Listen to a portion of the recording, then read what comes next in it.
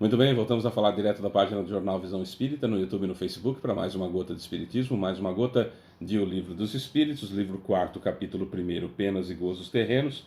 Vamos finalizar o item hoje, perda de entes queridos, finalizar, mas sem esgotar o assunto, evidentemente, não tenho capacidade para isso, com a questão 936 e uma explicação, como sempre, fabulosa, de Kardec. Vamos estudar? Seria interessante que você visse o vídeo de ontem. Se você está vendo a gente pela primeira vez hoje, está tendo contato com esses vídeos pela primeira vez, seria interessante você ver o vídeo de ontem. E aí assiste o de ontem e depois assiste esse. Que aí é legal, faz uma continuação. Tá bom? 936, vamos lá. Como as dores inconsoláveis dos que ficaram afetam os espíritos que são o motivo delas? Como que as dores inconsoláveis dos que estão encarnados afetam aquela pessoa que desencarnou e eu estou sofrendo por causa dela, certo? Eu desencarno. Como o sofrimento, se alguém fosse sofrer pela minha morte, mas enfim, eu desencarno. Vai que tem alguém que sofre inconsolavelmente. O que isso me afetaria? Como que eu ficaria no plano espiritual? Resposta: o espírito é sensível à lembrança e aos pesares daqueles que amou. Mas uma dor incessante e desmedida afeta-o de forma penosa, porque ele vê nessa dor excessiva uma falta de fé no futuro e de confiança em Deus, e consequentemente um obstáculo ao adiantamento e talvez ao reencontro. Então veja bem, se o sujeito que desencarnou ele é consciente, é um espírita consciente, tem conhecimento da vida após a morte e tudo mais, o desespero, a falta a revolta em si da pessoa que ficou encarnada representa um pesar muito grande para o espírito, já com conhecimento de causa, um pesar muito grande porque percebe que aquilo é um atraso, denota um atraso da pessoa que ficou encarnada, e vê que aquilo vai retardar o reencontro. Então é muito angustiante para quem está desencarnado ver que o reencontro vai ser difícil porque a pessoa está em desespero. E pessoas desesperadas tomam atitudes desesperadas, e atitudes desesperadas custam muito caro no plano espiritual. Então é uma apreensão, uma situação bastante complicada, uma dor, é a palavra que se pode usar, uma dor muito grande naquele que está desencarnado por essa razão.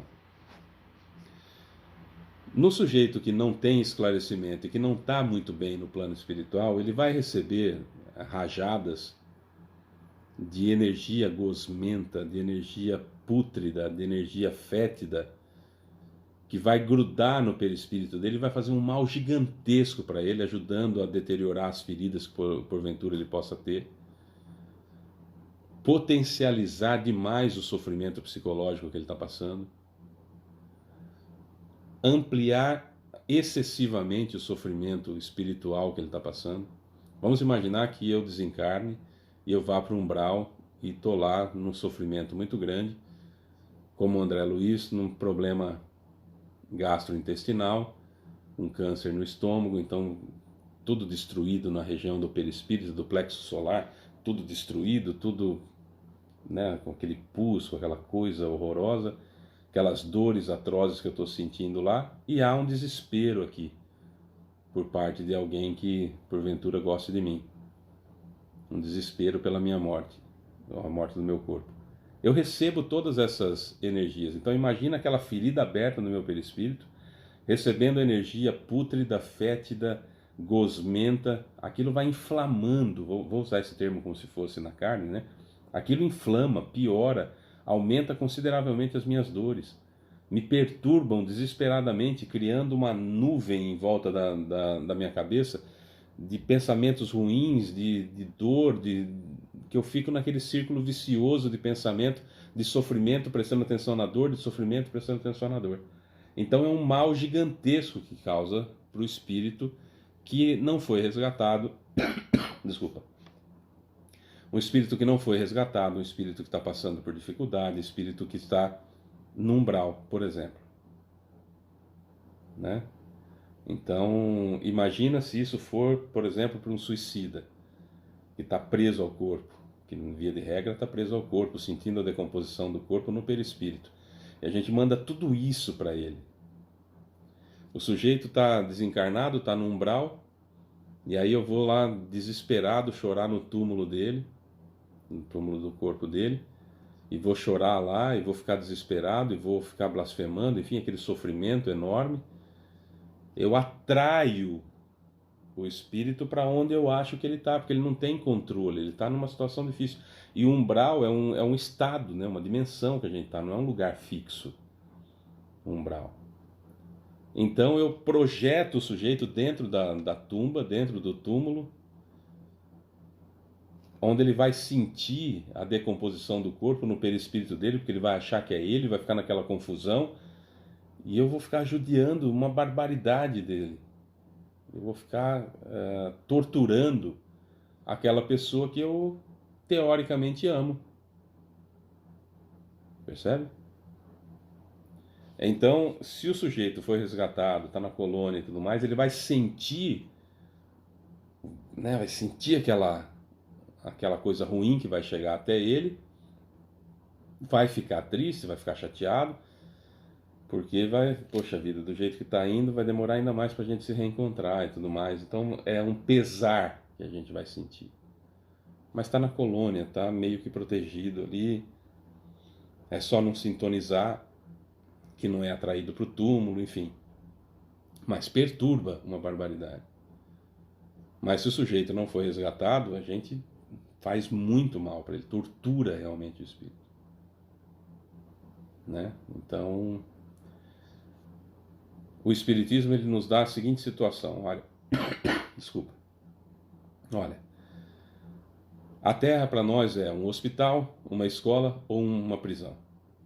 Se é um hospital, quando a gente desencarna, significa que a gente recebeu alta. Certo? Então, os demais pacientes que estão no hospital deveriam ficar contentes que a pessoa recebeu alta, que não precisa mais passar pelos procedimentos do hospital, não precisam mais comer aquela comida, não é? Não precisam mais ficar tomando as injeções, não precisam mais ficar passando pelos procedimentos, já podem voltar para casa. Se é uma escola, por mais agradável que possa ser a escola, voltar para casa é uma maravilha. E os outros alunos devem ficar contentes. Ah, vai para casa, pelo menos foi para casa. Eu não posso ainda, mas ele vai para casa. Se é uma prisão, a morte do corpo é um habeas corpus que chegou e a pessoa sai da prisão. Os outros detentos têm que ficar contentes pelo fato daquele preso ter sido libertado. Mas nós somos egoístas. Se nós estamos presos junto com a pessoa, a gente quer que a pessoa continue presa conosco. Se a gente está no hospital, por mais que a pessoa está sofrendo ali, a gente quer que fique ali sofrendo. Por que ele está tendo alta e eu não? Se é prisão, eu falei prisão e falei hospital. Enfim, vocês entenderam. Se é na escola, a inveja que o outro foi para casa, eu tenho que continuar estudando. Se é no hospital, a inveja porque o outro teve alta, eu continuo doente. Se é na prisão, a inveja porque o outro foi solto e eu fico aqui, ainda preso. É isso que move a gente, a inveja. Fábio, então quando eu sofro que alguém morreu é porque eu estou com inveja dele? No fundo é. Que é o orgulho e o egoísmo que fazem parte das nossas principais chagas, né? Se está bem, por que está bem me deixou aqui nessa situação? Tanto que a gente usa o termo perda. Eu perdi a pessoa. Porque a gente acha que é da gente. E todos nós somos assim. Todos nós somos assim. Quantas e quantas pessoas já não atendi no atendimento fraterno, que as pessoas diziam assim: por que Deus está fazendo isso comigo, Fábio? Morreu a minha avó faz tanto tempo, depois morreu meu avô, agora morreu minha mãe. Por que Deus está fazendo isso comigo? A vontade de falar é: nossa, para com essa ideia de que você é tão importante para Deus que ele resolveu te punir matando os outros. Olha que coisa tonta de pensar. Mas chama-se atendimento fraterno, que nós temos que entender a dor da pessoa, oferecer um ombro amigo para ela, para que ela vá descobrindo aos pouquinhos, de acordo com a sua evolução e de acordo com a sua vontade de crescer, que aquilo realmente é uma tolice imaginar que Deus está punindo alguém com a morte de outra pessoa, não é? Então é realmente sabendo que a matéria vai perecer. Mas nós sabemos aqui, ó, que a matéria vai perecer e que o corpo vai acabar. E aí quando acontece a morte na nossa frente, dói aqui uma barbaridade, aquilo machuca, aquilo é uma dor que não dá para explicar. É uma dor egoísta. É uma dor egoísta. Porque a gente quer a presença da pessoa perto da gente. Mesmo que a pessoa esteja sofrendo. Mesmo que a pessoa esteja com dor. Mesmo que a pessoa esteja na prisão. Mesmo que a pessoa esteja no hospital. Mesmo que a pessoa esteja numa escola. O Espiritismo bem compreendido faz com que aos pouquinhos, no passo de cada um de nós, na condição que cada um de nós tem de aprender as coisas, no nosso tempo, entender que a morte do corpo de um ente querido é a libertação, é a volta para casa do sujeito que está em uma escola e passou de ano, numa prisão e recebeu habeas corpus, no hospital e recebeu alta. Porque a Terra para nós é, via de regra, uma dessas três situações. Tomara que o mais rapidamente possível nós consigamos entender isso. No tempo de cada um, estudando todo dia um pouquinho a mais do Espiritismo, a gente vai conseguir compreender isso. Kardec diz o seguinte: estando o espírito mais feliz do que era na terra, lamentar por sua vida é lamentar que ele esteja feliz. Dois amigos são trancados na mesma cela. Ambos devem um dia ter sua liberdade, mas um deles irá obtê-la antes que o outro. Estaria sendo caridoso o que fica aborrecido por ver seu amigo ser libertado antes dele? Não seria mais egoísmo do que afeição de sua parte querer que o outro compartilhasse de seu cativeiro e de seus sofrimentos tanto tempo quanto ele? O mesmo ocorre com dois seres que se amam na terra. Aquele que parte antes é o primeiro a ser libertado, e por isso mesmo devemos ficar felizes por ele, esperando pacientemente o momento em que também seremos libertados. Faremos outra comparação a esse respeito. Tendes um amigo que perto de vós está em uma situação bastante penosa. Sua saúde ou seus interesses exigem que ele vá para outro país, onde ficará melhor sob todos os aspectos. Ele não estará mais perto de vós momentaneamente, mas estareis sempre vos correspondendo. A separação será apenas material. Desgostar-vos-ia, você iria ficar, você não iria gostar de qualquer jeito desse afastamento se fosse para o bem dele, sabendo que é para o bem dele? A mesóclise aqui fica difícil até de traduzir, mas vamos lá. Desgostar-vos-ia o seu afastamento se é para o bem dele? Você ficaria desgostoso sabendo que é para o bem dele ir para o lado de lá? Para o outro país? A doutrina espírita, pelas provas evidentes que dá da vida futura, da presença dos que amamos ao nosso redor, da continuidade de sua afeição e atenção, pelas relações que nos permite estabelecer com eles, oferece-nos um consolo supremo para uma das causas mais legítimas de dor. Com o Espiritismo não há mais solidão nem abandono. O homem mais isolado sempre terá amigos ao seu redor, amigos com os quais pode comunicar-se. Suportamos impacientemente as tribulações da vida. Elas nos parecem tão intoleráveis que não compreendemos como podemos enfrentá-las. E entretanto, e no entanto, se as suportarmos com coragem, se soubermos calar nossas queixas, iremos regozijar-nos por isso quando estivermos fora dessa prisão terrena. Da mesma forma que o paciente que sofre fica feliz ao se ver curado, por se haver submetido com resignação a um tratamento doloroso. Kardec é muito mais evoluído que eu, então você viu que num espacinho de tempo ele muito mais, explicou tudo. O que eu falei durante vários minutos, em 30, 40 segundos aqui, ele explicou tudo, né? Mas é bom. Então, quem for atrasado como eu, pegou a explicação.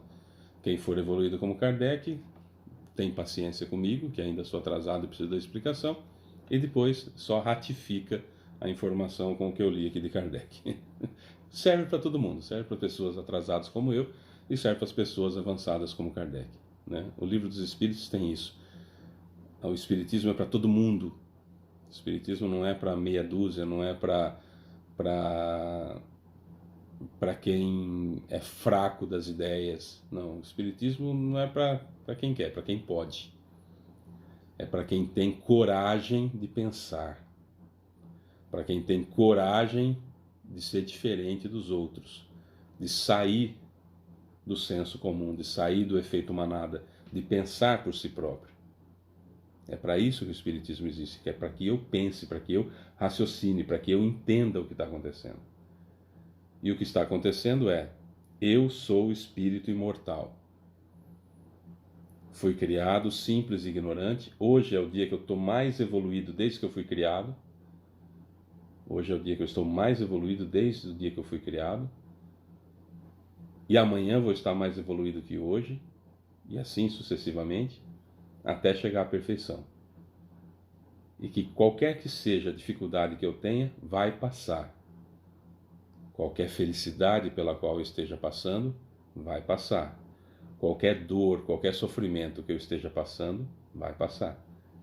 Porque, como disse a mãe de Jesus para Chico Xavier, e ele compartilhou com todos nós, isto também passa. Seja qual for o isto.